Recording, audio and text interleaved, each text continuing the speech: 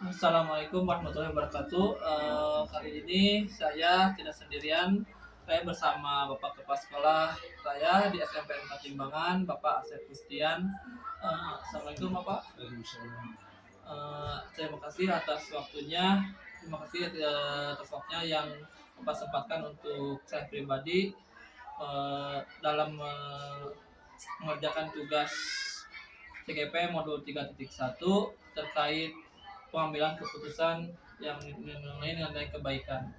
Pada kali ini Pak, saya diizinkan untuk ingin mengetahui terkait tentang pengambilan keputusan Bapak selaku kepala sekolah dalam sesi wawancara mungkin Pak ya terhadap modul 3.1.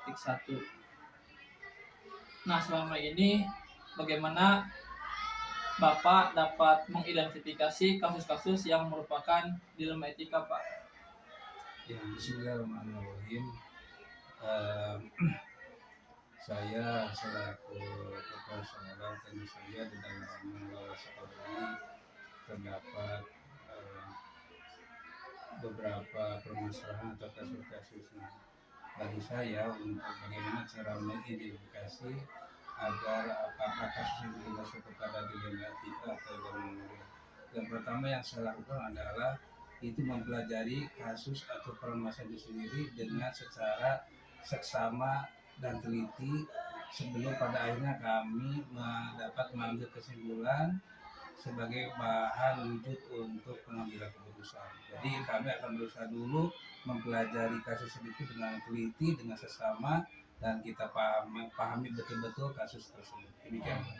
Jadi mempelajari apa ya? Mempelajari sebelum menentukan keputusan. Jadi pelajari dulu, pahami dulu kasusnya seperti apa gitu Pak. Oh iya Pak. Terus selama ini Pak, bagaimana Bapak menjalankan pengambilan keputusan di sekolah Bapak, terutama untuk kasus-kasus di mana ada dua kepentingan yang sama-sama gitu Pak, yang sama-sama benar gitu Pak. Baik. Di dalam pengambilan keputusan ini terus terang kami tidak bisa bekerja secara sendiri. Ya. Namun di sini ada cara yang saya dapat ambil. Di antaranya agar pengambilan keputusan ini dapat berjalan dengan baik, itu kami adakan suatu cara dengan cara musyawarah, karena dengan cara musyawarah itu akan terjadi satu kemufakatan yang dilandasi dengan adanya rasa kekeluargaan. Demikian Pak. Oh. Jadi melalui musyawarah akan terbentuk sebuah mufakat dengan ajas kekeluargaan ya Pak ya. Nah itu menjadi ciri khas. Oh iya, ciri khas kita. Ciri khas dari SMP 4 dan kekeluargaan ya Pak ya. Iya. Terus Pak, langkah-langkah darinya seperti apa yang biasa Bapak lakukan selama ini Pak, langkah-langkahnya? Adapun langkah-langkahnya sebelum pengambilan keputusan itu kami ada identifikasi dulu permasalahannya. Ya. Kemudian setelah itu kami mencari informasi yang sangat relevan terhadap kasus tersebut. Kemudian setelah itu langkah ketiga adalah mencari solusi alternatif. Dan langkah selanjutnya adalah berupa pengumpulan fakta-fakta sebagai bahan pertimbangan. Setelah itu kami ambil salah satu daripada solusi alternatif yang akhirnya dapat kami jadikan sebagai pengambilan tindakan. Oh, gitu ya Pak ya. Jadi langkah-langkah. Sesuai dengan beberapa langkah ya Pak ya, ada prosedur untuk sebelum melakukan pengambilan keputusan itu mengalami beberapa langkah yang sangat banyak ya Pak ya. Jadi perhitungan dengan matang-matang sehingga terlaksananya pengambilan keputusan yang bijaksana ya Pak ya. Terus hal-hal apa saja nih Pak yang selama ini Bapak anggap efektif dalam pengambilan keputusan pada kasus-kasus ilmu etika Pak? Nah, di dalam pengambilan keputusan agar menjadi lebih efektif, tentu saja saya berprinsip kepada beberapa prinsip. Pertama, bahwasanya pengambilan keputusan itu harus berfokus pada hasil akhir. Artinya bahwa penanganan kasus itu harus secara tuntas. Yang kedua adalah prinsipnya itu berorientasi pada aturan yang benar. Ya, benar. Kemudian yang ketiga adalah berlandasan kepada rasa care, rasa peduli. Jadi kita punya komitmen untuk menyelesaikan kasus tersebut.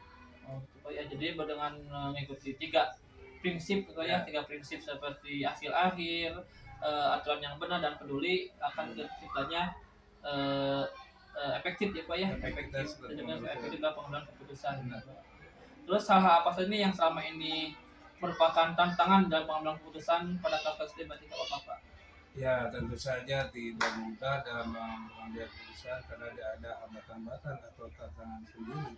Di antaranya misalkan informasi yang tidak atau keterbatasan informasi, kemudian keterbatasan waktu, kemudian kekurang kompletan dalam hal misalkan berbagai aspek, ya. Kemudian juga misalkan hal lain adalah adanya kekompleksitas dalam kasus tersebut. Oh, gitu ya. Itu yang jadi hambatan. Hambatannya banyak sekali Iya, Pak ya. banyak sekali. Salah satunya mungkin informasi waktu serta tidak komplitnya, Iya. Pak ya, tidak komplitnya suatu informasi sehingga menghambat dalam mengambil suatu keputusan. Iya. Terus apakah Bapak memiliki sebuah jadwal tertentu Pak dalam sebuah penyelesaian kasus dilematika? Misalnya Bapak langsung menyelesaikan di tempat gitu Pak, atau Bapak membuat dulu jadwal untuk menyelesaikannya Pak? Ya, untuk penanganan kasus saya kira kalau kasus itu sifatnya insidental maka kami tidak memerlukan waktu, tidak mengagendakan, tapi kami langsung saja ditangani pada waktu itu juga. Seperti halnya misalkan ada orang tua yang datang kemari mengadukan anaknya tentang bullying, maka kami segera mengambil keputusan untuk penyelesaian masalah tersebut. Jadi melihat dari situasi dari kasusnya Pak ya, Iya. situasinya. Kalau situasinya semakin urgent Pak ya, Benar. langsung diselesaikan secepatnya langsung Secepatnya pada selesai. hari itu juga Iya. Pak ya. Tapi Iya. kalau agak sedikit kasusnya mungkin ada agak sedikit lama nih, maka dibuatkan jadwalnya mungkin seperti itu Pak ya, Iya, agak iya. untuk ditanganinya. Iya. Gitu, Pak ya. Terus Pak nih yang ketujuhnya, adakah faktor-faktor yang selama ini mempermudah atau membantu Bapak dalam pengambil keputusan dalam kasus dilematika Pak? Ya, tentu saja ada beberapa faktor yang dapat mendukung saya selama tugas agar dapat memudahkan tugas ini sendiri. Di antaranya bahwasanya kami tidak seperti yang tadi dikatakan tidak bisa bekerja sendiri. Untuk menyelesaikan tersebut kami membutuhkan beberapa orang sebagai tim dalam menyelesaikan masalah tersebut. Di antaranya misalkan kalau di sini ada dari guru BK yang perlu diminta keterangan, penjelasan dan sebagainya, nah itu bisa saja dihadirkan.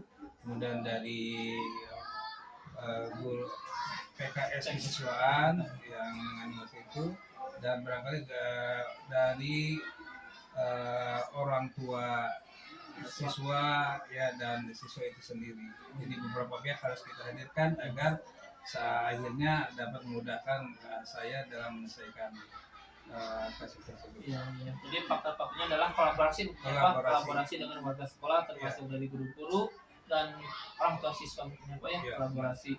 Yang terakhir Pak nih, dari semua hal yang telah disampaikan, pembelajaran apa yang dapat Bapak petik dari pengalaman Bapak mengambil keputusan dilematika Pak? Ya, pengalaman yang sangat baik bagi saya adalah bahwasanya ketika kita dihadapkan pada satu dilematika itu harus artinya harus bekerja secara sama-sama kolaboratif dengan beberapa guru, kemudian cara yang ditempuh pun ini harus sama-sama nyaman, artinya seperti yang tadi katakan harus menggunakan metode musyawarah untuk mencapai mufakat. Kemudian dalam mengambil keputusan harus sesegera mungkin dan seadil mungkin dan sebaik mungkin. Itu ya dengan musyawarah ya Pak ya.